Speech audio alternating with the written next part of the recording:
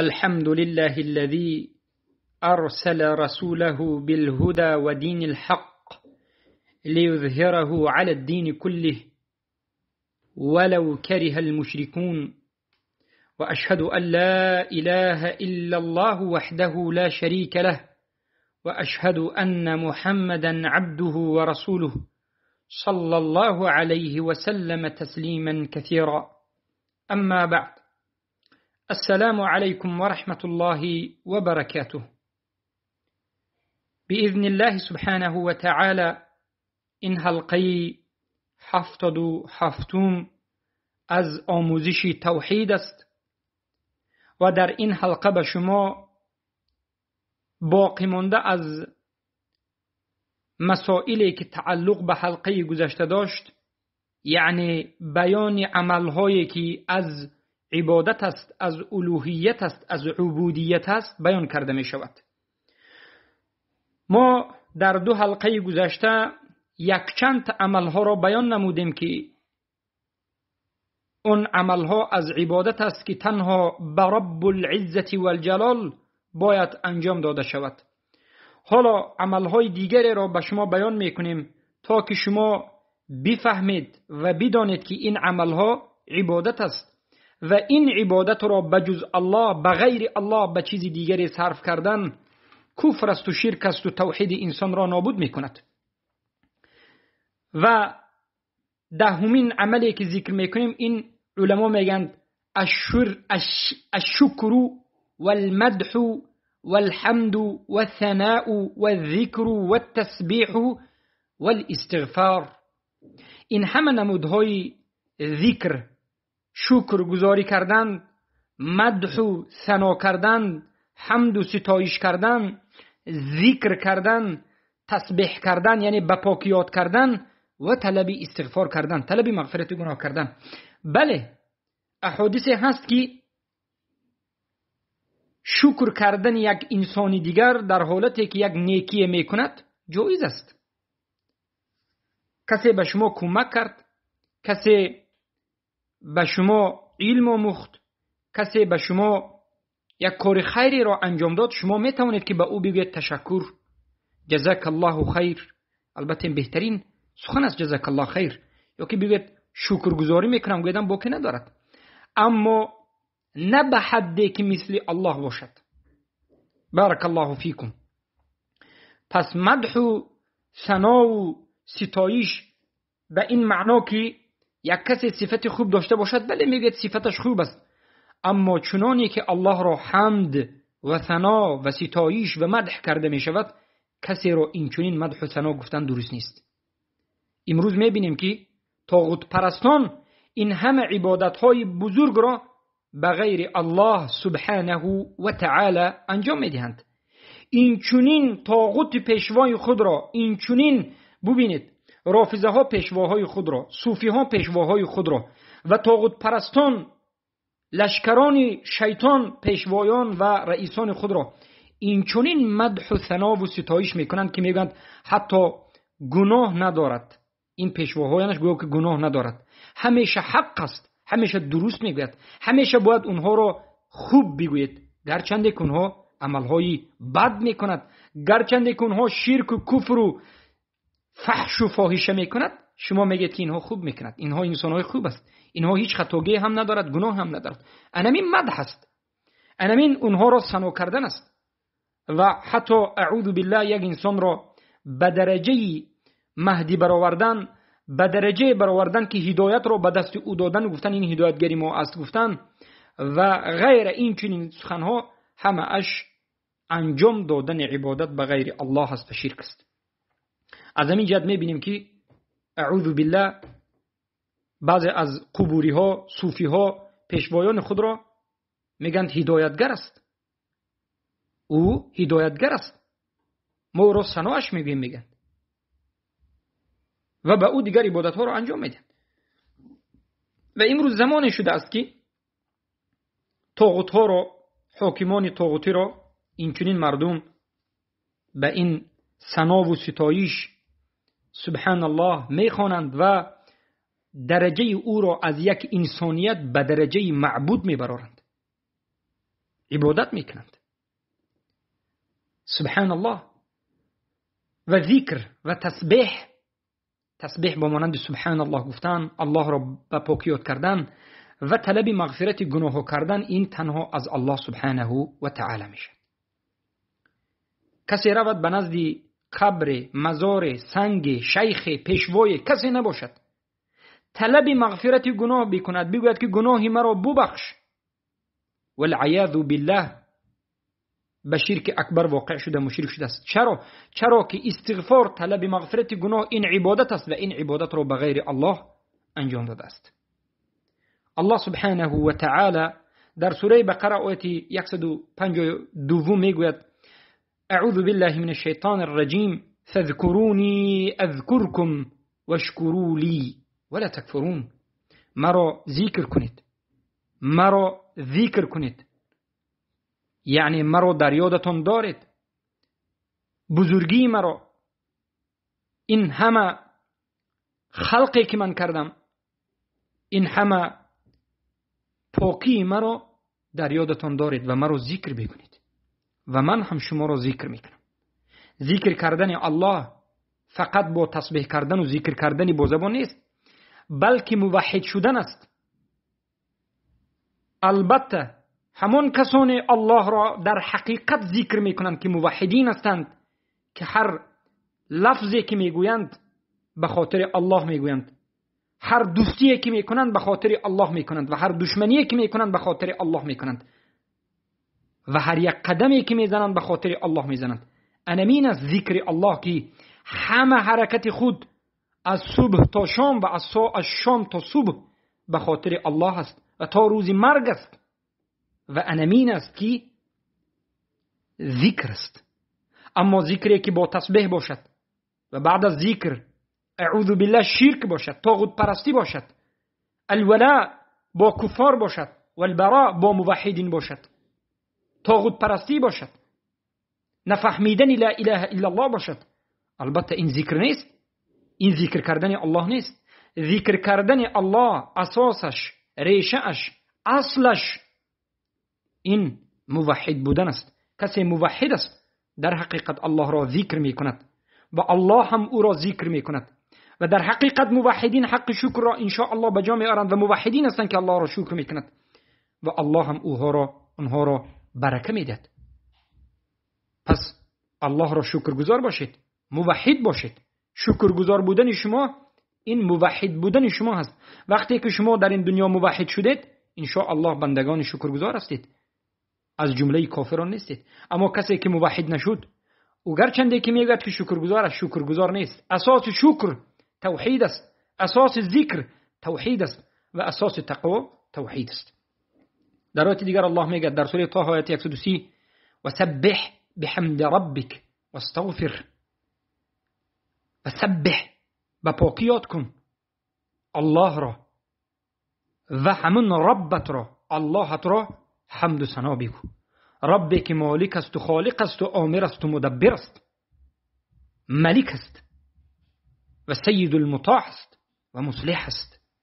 در سوره نوح آیه 10 الله میگه استغفروا ربکم، ای مردم از الله طلب مغفرت گناهانتان را بکنید، از همین ربتان که شما را خلق کرده است.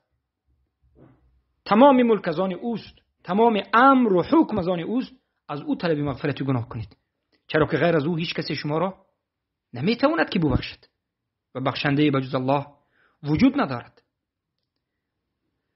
این بود عبادت هایی که تنها باید به الله انجام داده شود. به غیر الله انجام دادن شرک است، شرک اکبر است که انسان را از دایره اسلام بیرون میکند. و عبادت دیگر این صبر است. الصبر بساط صبر. صبر در لغت علما میگن الامساک، خودداری کردن، خود را نگه داشتن. در زبان عربی هر کلمه که میگیم شریعت استفاده برده است، شریعت یک جزئی معنای لغوی را استفاده برده است. یعنی معنای لغوی عموم هست، به بسیار چیز دلالت میکند، اما معنای شرعی این خاص است. مثلا صبر لغتا امساک، خودداری کردن از چی؟ از همه چیز.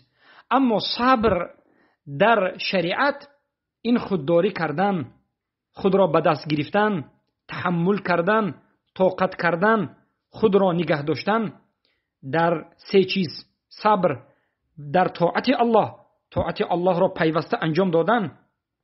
فاعبد ربک حتی یأتیک الیقین، اللهت را عبادت بکن تا زمانی که به تو یقین می آید، یعنی مرگ می آید.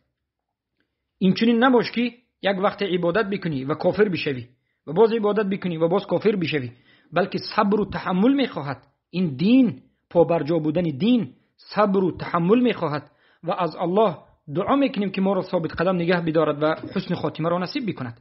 و بعد از این صبر در مصیبت، هر بلای مصیبتی که الله سبحانه و تعالی به تقدیر تو نوشته است، که در تقدیر کونی و قدری هست که باید شود و الله نوشته است، بعد از این که شد صبر میکنی، ناراضگی به الله نمیکنی، بلکه میگوی انا لله و انا الیه راجعون، اللهم عوضنی خیرا منها، اللهم اجرنی فی مصیبتی هذا. ای الله، به این مصیبتی که به من دادی اجر بده و خلف لی خیرا منها، و از عقب این مصیبت بهترین چیزهای نیکوی خوبی را به من نصیب کن. و صبر بر ابتلا، سنجش، صبر بگیم به معصیت، صبر به گناه، صبر کردن به گناه. پس سه نمودی صبر دارد، یعنی خود را نگاه می‌داری، خود را می‌داری که در طاعت الله باشی، از طاعت الله بیرون نشوی، خود را نگاه می‌داری و خود را خوب می‌داری که به حرام نزدیک نشوی و خود را از بلا و آفت‌هایی که الله به سرت زده است، به سرت نوشته است، صبر و طاقت می‌کنی که ناراضگی نکنی. الله سبحانه و تعالی در سوره انفال آیت 46 میگه واصبروا ان الله مع الصابرین، صبر بکنید، الله با همراهی صابرین است. الله شما را میسنجد. باید بدانید ای مؤمنین، راهی که شما انتخاب کردید ای موحدین، علما میگویند به مانند شیخ سلیمان العلوان میگویند گمان نکن که وقتی که به خدمت این دین برآمدی، برای اعلاء کلمت الله برآمدی، برای توحید ندا میکنی و لا اله الا الله محمد رسول الله میگویی، گمان نکن که این راه تو همه زیر پایهای تو همه خوب و سبز و گرد و اطراف تو همه انسانها تو را رحمت میگویند و نه، اینطور نیست، بلکه اذیت میکشی. برای که تمامی رسولان اذیت کشیدند، باید صبر بکنی. برای همین است که ما همیشه میگوییم و در تفسیری یا که شرح اصول الثلاثه هم بیان کردیم که شیخ محمد ابن عبدالوهاب رحمه الله میگند به هر یک مسلمان، زن و مرد، دانستن و فهمیدن ضرور است. اول آموختن علم، که این آموختن علم اصول دین که شناختن الله، شناختن رسول الله، شناختن دین است. اصول دین که سه تاست و بعد از این که اصول دین را آموختی، بعد عمل کردن به همین آموخته‌ات، بعد دعوت و بعد صبر میکنی و الله میسنجد. ما الله میگه میسنجیم ولنبلونکم حتی نعلم المجاهدین منکم الصابرین و نبلو اخبارکم. ما شما را میسنجیم تو که از درون شما ای مسلمان ها مجاهدین و صابرین و صادقین را دریافت کنیم. پس صبر این عبادت است که باید انجام بدیم. بارک الله فیکم. و 12مین عبادتی که ما به شما مختصرا بیان میکنیم این یقین است. البته ما برادران و خواهران عزیز این عبادت ها رو مختصر در حالت اختصار بیان کرده شده. ان شاء الله در حلقه های آینده در این موضوع صحبت خواهیم کرد، هر یکی این رو به سخنهای علما و به آیات ها و تفسیرهایی که اومده است. لیکن موضوع ما آموزشی توحید الوهیت است که در توحید الوهیت فقط ما باید بدانیم که همین چیزها از الوهیت است، از عبادت است. الیقین، یقین کردن، یقین، بارک الله فیکم، باوری کردن. یقین که ضد شک است، همچنان باوری کردن که شک وجود نداشته باشد. یکی از شروط صحت کلمة التوحید لا اله الا الله انا من یقین است. بارک الله فیکم. شرط اولی لا اله الا الله، شرط صحت اولی لا اله الا الله علم است و شرط دومش این یقین است. یقین بعد از علم به وجود میاد. یقین به علم به وجود آمدنش ناممکن است. برای همین علما میگن که هر کسی توحید رو نآموخت و هر کسی شرک رو نآموخت، به توحید یقین کردنش ناممکن است. چرا که یقین به یک اساس باید کنید. یقین به یک چیز بکنید که شما میدونید که این چیز چی است، اما ندانسته یقین کردن ناممکن است. از همین جهت وقتی که امت اسلام از توحید دور شدن، یقین اونها دور شد و ضعف در بین امت سبحان الله منتشر شد. پس توحید رو بیاموزید و شرک رو بیاموزید، کفر بالطاغوت رو بیاموزید و بعد از این که آموختید یقین به وجود می آید. یقین این به همون چیز آموخته و دانسته اتون، به خبرهای الله، به این دیگر توحید، به تمامی نمودها و تقسیماتش، بارک الله فیکم، باور کردنی 100% که هیچ شک با خودش ندارد، ذره شک با خودش ندارد. بارک الله فیکم. یقین ضد شک است. کسی که شک دارد یقین ندارد. کسی که متردد هست یقین ندارد. کسی که سبحان الله در عقیده اش استوار نیست یقین ندارد. امروز بسیاری از انسان ها یقین ندارند. یقین در بالای توحید می شود. یقین در بالای سبحان الله قرآن و سنت می شود. کسی که قرآن و سنت رو ندارد، کسی که توحید رو ندارد، اصلا یقین ندارد. الله سبحانه و تعالی در سوره سجده آیه 24 میگه و کانوا بآیاتنا یوقنون. مؤمنان همون کسانی هستند که به آیاتهای الله یقین دارند، به سخنهای الله یقین دارند، به حکم الله یقین دارند، باور کردند که شک شبهه نیست. به این بگویم اولا توحید ربوبیت که 7 رکن دارد، به وجود الله یقین دارند، به اسماء الله و صفاتش یقین دارند، به افعال الله چگونه که الله و رسولش خبر داده است یقین دارند، به زنده شدن بعد از مردن یقین دارند، به این رسولان از جانب الله آمدند یقین دارند. هیچ شک در یگون بابی ندارند. پس این عبادت است و یقین را به الله باید انجام داده شود. بارک الله فیکم. پس نبودن یقین این به شرک تعطیل، به ترک واقع میکند. نبودن یقین انسان را به کفر می اندازد. وقتی که یقین نیست، لا اله الا الله صحیح نیست، انسان مسلمان نیست، برای که شک دارد. کسی که شک دارد به شکننده اسلام واقع شده است، برای که تمام شکننده های اسلام یا قولی هست، یا از زبان سخن، یا از اعتقاد قلب این رو قولی میگن، یا عملی هست، عملی که هم از عملی قلب یا عملی بارک الله فیکم جسم، یا بارک الله فیکم این چی است؟ شک، از شک است. یعنی شکننده اسلام یا قولی هست، یا عملی هست، یا اعتقادی هست، یا از شک است. کسی که شک کرد به شکننده اسلام واقع شد. و بارک الله فیکم باید یقین داشته باشد و شرط صحت اسلام انسان یقین است.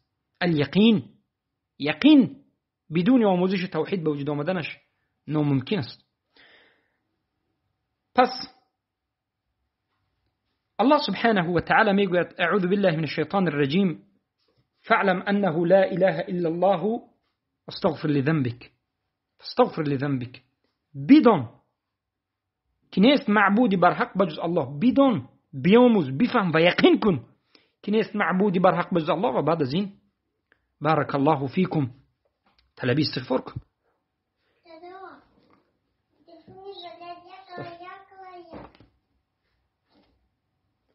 و عبادت دیگری که بارک الله فیکم حالا به شما بیان میکنیم این القیام است. قیام، الرکوع، انحناء و السجود و الصلاة و الزکات.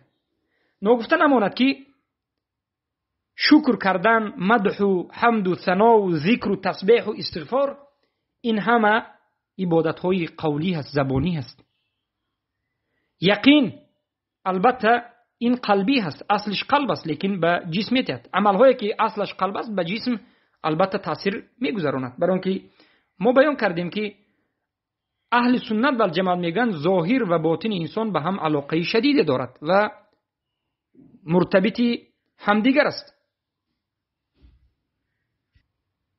پس القیام و الرکوع و الانحناء اینها عملهای جسمی هست. اینها عملهای جسمی است. در حلقه های گذشته عملهایی که بیان کردیم قلبی بود. حالا باشد عملهای جسمی است. عملهایی که عبادت است. قیام، راست ایستادن که ما در نماز میگیم یکی از رکنهای نماز این قیام است. راست ایستادن است در روبروی الله سبحانه و تعالی. کسی که قادر بر راست ایستادن است و راست نمی ایستد نمازش باطل است. چرا که رکن نماز را که قیام هست ترک کرده است. پس قیام کردن در نزد راست شدن در نزد کسی به خاطر احترامش همیشه او را میبینی راست میشه. عبادت را به غیر الله انجام دادن است. رکوع کردن، رکوعی که در نماز ما انجام میدیم به زبان تاجیکی میگن سری تعظیم فراوردن. یعنی سری تعظیم چی گفتنی سخن است؟ سرت را خم میکنی به بزرگ داشتی طرف مقابل تا یک کسی دیگر. رکوع کردن به غیر الله سبحانه و تعالی شرک است. انحناء چیست؟ انحناء انا همون سلام علیکی که تاجیکو دارند، دست رو به پیش بر میکنند و سر رو هر دفعه خم میکنند. انحناء یعنی خم کردن و تعظیم شدن، تعظیم کردن. سجده کردن، نماز، زکات، این همه عبادت های عملی هست که بارک الله فیکم به غیر الله انجام دادنش جایز نیست. پس کسی رود نماز را به قبر بخواند، سجده را به قبر کند، تعظیم و رکوع را به قبر، به شیخ، به پیشوای، به کسی نکند، شرک کرده است. در سوره لقمان الله سبحانه و تعالی در آیت 4 میگه الذین یقیمون الصلاة و یؤتون الزکاه، آنهایی که نمازهای خود را پابرجا می‌دارند، در نمازهایشان قائمند و زکات را می‌دهند. زکات هم بارک الله فیکم این عبادت است. البته از رکنهای اسلام نماز و زکات ما خیلی گفتیم کسی که نماز رو سهلنگاری میکنه و یک نماز رو دیده، دانسته، فهمیده وقت رو گذرانیده نمیخوند کافر است. و در این مسئله یک رساله هم نوشتیم و حلقه های الهیدی هم داریم. اما در مسئله زکات که درجه اش کمی از نماز پستر است، اگر کسی امتناع کند یعنی 2-3 دفعه نتیت کافر است، به کفر امتناع واقع شده است. بارک الله فیکم. در این مسئله ما در حلقه های دیگر زیاد صحبت کرده هستیم. الله سبحانه و تعالی در سوره دیگر الله میگه رکع السجود، اونهایی که رکوع کننده ها هستند، سجده کننده ها هستند به الله سبحانه و تعالی. الله سبحانه و تعالی در سوره بقره 238 میگه حافظوا على الصلوات والصلاة الوسطى وقوموا لله قانتين. حفظ کنید نمازها رو، 5 وقت نماز رو حفظ کنید، 5 وقت نماز رو بخونید و این چنین نمازی وسطا رو، نماز وسطا یعنی نماز عصر رو، و قائم باشید به الله سبحانه و تعالی قانتین. و این همه عبادت های عملی هست که تنها به الله سبحانه و تعالی باید انجام داده شد. و عمل های دیگری که از عبادت است النذر است. نذر و وفا کردن البته به نذر. الله سبحانه و تعالی در سوره انسان آیه 7 میگه یوفون بالنذر، اونهایی که به نذری کرده اشون وفا میکنند. ولیوفوا نذورهم، پس باید به نذرهای کرده اشون وفا کنند. سوره حج آیه 29. نذر چیست؟ نذر به خود لازم شماریدن، به خود لازم کردن چیزی، کدام چیزی نباشد، این لغتن است. اما در شریعت به خود واجب کردن یک چیزی که در اصل مباح بود، یک چیزی مباح را به خود واجب کردن به سبب نذر. بمانند این که انسان میگوید اگر الله سبحانه و تعالی به من فرزند بدهد، من یک مسجد می پوشم. نظر کرد، به او واجب شد. اصلا مسجد پوشیدن به او واجب نبود، لیکن بعد از اینکه این سخن رو کرد به او واجب شد، حتما باید نظرش رو وفا بکند وگرنه گناهکار است. پس همین نظر رو اگر کسی نظر بکند، همین نظر رو به خاطر الله بکند. میگه که من به الله نظر میکنم که به خاطر الله یک مسجد میپوشم. اگر کارم اومد کند، یک قشقاره رو به خاطر الله ذبح میکنم. اگر فلان کاری من خوب شد، من به 10 نفر از موحدین طعام و ضیافت میتیم به خاطر الله. نظر میکند به خاطر الله. بله نظر جایز است، نظر حرام نیست، جایز است، لیکن نظر شما به خاطر الله باشد. اما نظر را به خاطر غیر الله کردن این شرک است و شرک اکبر است. عادتا در تاجیکستان اینچنین است که وقتی که کودک تولد می شود، موی او را می تراشند، اما یک در بین سر او یک چند طور موی ها دراز می ایستد. میگن وقتی که 5 ساله شد، بعد از این موی او را چی میکنیم؟ قیچی میزنیم. بعد از این موی او را می تراشیم. تا 5 سالگی همه سرش رو تراشیم، هم فقط یک جزئی از سرش، مابین سرش رو نمی تراشیم. موی او دراز می ایستد. چرا؟ میگن که ما نظر کردیم به فلان قبر، به نام فلان اولیای، به نام فلان مزاری که بعد از 5 ساله شدن می رویم یک قشقاره رو ذبح میکنیم، بعد از این موی رو می تراشیم. مشرک شدن یا نشدند؟ والله که به شرک اکبر واقع شدند. به همین نیتشون، نیت کردن شرک این شرک است. اراده کردن شرک شرک است. شرک اراده وجود دارد که حالا ما می‌آموزیم. شرک اراده، کسی که وقتی که عبادت غیر الله را خواست مشرک میشود. نیت کفر کرد کافر میشود. و اگر رفت و باز تطبیق کرد، والعیاذ بالله، باز سخت‌تر و وزن‌تر است. پس نظر عبادت است که امروز در بین این ملت تاجیک، مسلمان های تاجیک بسیار دیده می شود. نظر میکنند، خصوصا به خاطر نبیره ها، اوچه ها، بابا ها نظر میکنند و حتما نبیره رو نظر میکنند. میگن که اگر همین کودک 5 ساله یا 10 ساله شد، یک نظر میکنیم که در بالای فلان قبر، در نزد فلان قبر ذبح میکنیم و همونجا میروند. در حقیقت بعد از 5 سال یا 10 سال یک قشقاری رو ذبح میکنند، همونجا ضیافت میکنند، میخورند و به همون قبر گویا که شکرگزاری میکنند میآیند. اگر بسم الله گفته این قشقار رو در نزد قبر کشته شود، هم خوردنش حرام است. خیلی که الله سبحانه و تعالی خودش میگه و ما ذبح علی النصب، هر چارپایی که به نصب، یعنی به همون هیکله به غیر الله کشته می شود، به مزار، به قبر، به یک هیکل، به یک بوت، به یک صنم، به طاغوت، او حرام است که خورده شود. تناول کردن او حرام است، گرچنده که بسم الله گفته شد. لا یذبح لله فی مکان یذبح لغیر الله، به خاطر الله کشته نمی شود در یک مکانی که در وی مکان به غیر الله کشته شده است. برای رسول اکرم صلی الله علیه وسلم به صحابه امر کردند، گفتند که در همون جایی که تو نظر کردی که یک قشقاری را ذبح کنی، آیا ذبح به غیر الله میشد؟ گفت بله. پس گفتند در دیگر جا تو ذبح کن، در جای مشرکین نکن. اگر کسی نظر کرده باشد که در سر فلان قبر یا که در یک جای مزار ذبح میکنم، بعد از این فهمید که این شرک است، در همون جا نمیکند و این را شرک میداند و اعتقاد میکرد که این عمل باطل است، اما در غیر اینجا در یک خونه‌اش در جای دیگری ذبح میکند و ذبح حتما باید کند. پس کسی رود در نزد قبر ذبح میکند مشرک شد، گرچنده که بسم الله میگد، گرچنده که به خاطر الله میگد. چرا؟ برای اینکه او این عبادت بزرگ را به قبر انجام داد. بارک الله فیکم. عبادت دیگر این صیام است. صیام اینم امساک است، خودداری است.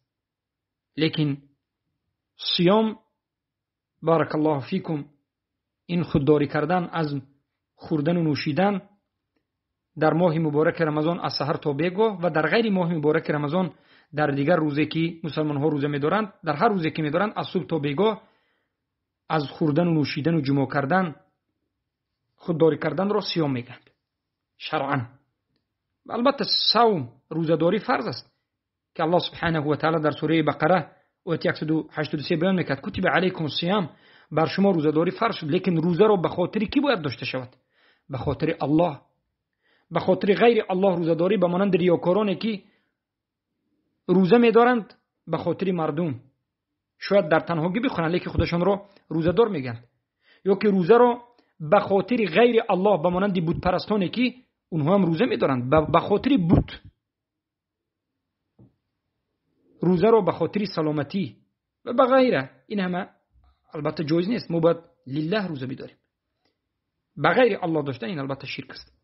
و عبادت دیگری که بارک الله فیکم عمل است و عبادت است که تنها به الله سبحانه و تعالی انجام داده شد، این طواف است و حلق است، تراشیدن سر، احرام بستن، حج کردن، اعتکاف کردن. اینها عبادت های هست که به غیر الله انجام دادن شرک است. طواف چیست؟ طواف دور زدن. در لغت کلمه طواف دور زدن، در هر جایی که دور میزنید این رو طواف میگن.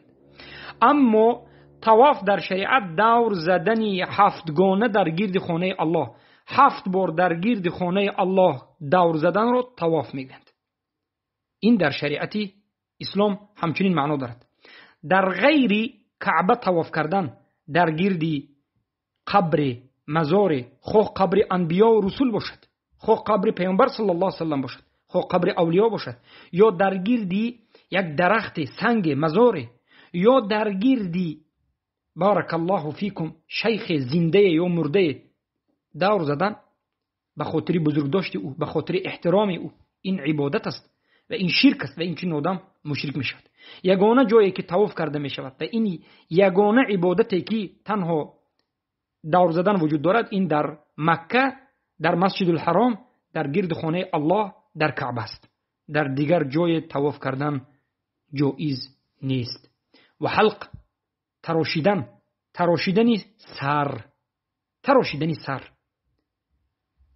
موی سر عبادت است، فقط در عمره یا که در حج. در غیر عمره و حج تراشیدن سر رو همچون عبادت گفته نمی تراشید. اما کسی که همیشه سرش رو تراشیده می گردد و همین عمل رو خوب می داند، البته خطا کرده. و سرتراشی، همیشه تراشیده گشتن، این صفتی خوارجی است که در حدیث متفق علیه اومده است که پیامبر صلی الله علیه و سلم میگن سیماهم التحلیق. پس بارک الله فیکم به خاطر عبادت سرتراشی کردن. بعضی ها فکر میکنند که اگر توبه کنند سر رو تراشیدن خوب است. نه. یا بعضی ها سر رو خاص به خاطر چخیلی که کمی پیشتر گفتیم سری کودک رو میبرند در نزد مزار میتراشند. بعضی ها خودشون به نزد مزار میروند سری خود رو میتراشند، همچون علامت بزرگ داشت، همچون علامت توبه، همچون علامت والعیاذ بالله یعنی نظر و غیره، و عبادت رو به غیر الله انجام میدن. این شرک است. تراشیدن سر تنها به خاطر الله باید باشد و در وقتی مخصوص که این بعد از انجام دادن عمره در آخر و بعد از انجام دادن حج، که کسانی که به حج رفته و عمره کردند از این عمل و از این عبادت بخبرند. پس عبادت است، به غیر الله انجام دادن شرک است. امروز مشرکانی که غیر الله را عبادت میکنند به مانند بودیستا، ببینید سرشون رو همیشه تراشیده میگردند و اینها همین سرتراشی را عبادت میدانند و یکی از نمودی شکسته شدن و خواری و زاری در نزد همون معبود باطل خودشون بوزا میدانند. اما ما همیشه سرتراشی را البته از بدعت میدانیم و وقتی سرتراشی معروف است که در حج است و در عمره است و رسول اکرم صلی الله علیه و سلم در غیر حج و عمره سر خود را نتراشیدند. بارک الله فیکم. یا که به سبب حج و عمره بعد از حج که در بیعت الرضوان این عمل را انجام داده بودند، یا که احرام بستن یعنی لباس بدن را بیرون کردن و در گردی بدن خود 2 پارچه از لباس را بستن، یک پارچه از ناف پایین را میبندید و یک پارچه به کیف میگیرید. فقط 2 یک دو پارچه از متاع این دنیا. این هم عبادت است. همین عبادت رو فقط به الله انجام داده می شود و در ایام عمره و حج. به خاطر کسی این لباس رو بستن البته این شرک است. حج کردن البته تنها به خاطر الله می شود که مشرکین همین حج رو هم به غیر الله می کردن. اعتکاف نشستن یعنی در مسجد انسان می درآید می نشیند در دهه آخر ماه مبارک رمضان و این نشستنش به ذکر الله است، به خاطر نزدیک شدن به الله است، به خاطر قرب به الله است و 10 روز شب و روز در همون مسجد زندگی میکند. این اعتکاف رو یعنی از مردم خودش رو دور میگیرد و تنها به عبادت الله مشغول میشد. این عبادت است. اما کسی اعتکاف بکند به خاطر کسی دیگری البته شرک را انجام داده است. الله سبحانه و تعالی میگوید ان طهر بیتی للطائفین والعاکفین والرکع السجود. خانه ما رو پاک بکنند برای طواف کننده ها، برای اعتکاف نشینندگان و رکوع کنندگان و سجود کنندگان. البته پاک کنند الله سبحانه و تعالی در اینجا امر کرده است به ابراهیم علیه السلام، به اسماعیل علیه السلام و اینچنین به پیامبر ما صلی الله علیه و سلم این چیز داخل دارد. و اینچنین الله سبحانه و تعالی میگه و اتم الحج والعمره لله. حج و عمره رو تنها به خاطر الله انجام بدید. البته امروز هستن حاجی‌هایی که حج میکنند و عمره میکنند به خاطر ریا میکنند. ما اینها رو مشرک نمیگیم، اما اگر ریای اونها از اولی سر شدن حج نیتشون ریا باشد، از اولی نیت کردن حج ریا باشد و تا آخر ریا باشد، حج را کرده اند گرچند که مشرک نشده باشند هم، اما عبادتشون باطل است، به خاطر اینکه از اولی عملشون تا آخر عملشون ریا بود. به خاطر همین احتیاط باشند. البته به شرک واقع شدند، به شرکی اصغر، و می شود که ریا به شرک اکبر هم رود که انسان نفس خودش رو بپرستد. و بارک الله فیکم، ذبح کردن تنها به خاطر الله باید باشد. ذبح کردن به غیر الله، ذبح کردن در بالای قبر، در بالای مزار، در زیر درخت، در تگ پای شیخ ملای کسی، البته این چی است؟ شرک است. ذبح کردن به فرمان ساحر، طبیب، فالبین، ذبح کردن به خاطر جن، یک پشه رو ذبح کردنم این شرک اکبر است و انسان رو خارج از ملت اسلام میکند. الله سبحانه و تعالی گفت بگو قل ان صلاتی و نسکی، بگو که نماز من، نسک من، نسک یعنی تمام عبادت هایی که نسک است، حج است، عمره است، بارک الله فیکم و ذبح است و دیگر عبادت های من لله رب العالمین است. حیات من، مرگ من برای الله رب العزت و الجلال است. و در سوره کوثر الله سبحانه و تعالی آیه دوم میگه که فصلی لربک وانحر، فصلی لربک وانحر، پس نماز خون تنها بربت و ذبح بکن تنها بربت. با همین این حلقه را به پایان میرسانیم و باذن الله سبحانه و تعالی در حلقه آینده باز دیگر از باقی مانده عمل‌هایی که از عبادت است به شما بیان خواهیم کرد تا که شما عمل‌هایی که از عبادت است با خبر باشید، عبادت‌ها رو بفهمید و بعد از اینکه عبادت رو فهمیدید همین عبادت رو تنها به الله انجام بدید و بدانید که بغیر الله انجام دادنش شرک است و کفر است و اعتقاد بکنید که هر کسی که این عمل‌ها رو بغیر الله انجام داد مشرک است، کافر است، مرتد است و اعتقاد کنید که بغیر الله انجام دادن این باطل است. بارک الله فیکم و حیاکم الله بیاکم.